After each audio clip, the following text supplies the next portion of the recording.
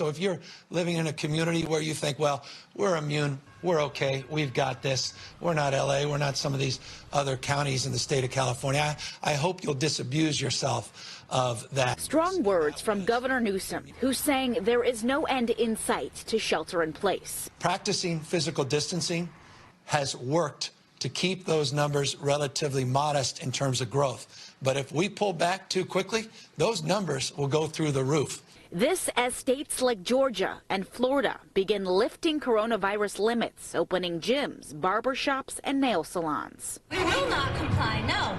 After protests against shelter in place took over the Capitol, psychology professor Allison Ledgerwood from UC Davis says people will get increasingly frustrated that California isn't opening up like other states. Fatigue is a real problem that we have to think about. She says the majority of our community supports the stay-at-home order, but as time goes on, it's possible we may see more people disobeying the rules. Humans are innately social creatures. We need other people to feel human, to function, to thrive.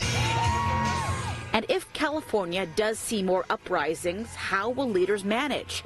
Tess Dettering with the Sacramento County Sheriff's Office says when it comes to enforcement, law enforcement is reactive by nature. We respond to 911 calls because someone called us and said, I need your help. We can't anticipate those problems. However, we can prepare for worst case scenarios, certainly. And to prepare, law enforcement across the area is in communication and keeping an eye on how things are changing, including yesterday's protest. Where do we go from here? What does the next step look like? Should A, B, and C happen? What's our response to that? And I think that like the protests yesterday and some of those issues that are starting to come up, it just reinforces those conversations. And once again, Governor Newsom said he will provide an update tomorrow on where California stands in terms of lifting the stay-at-home order.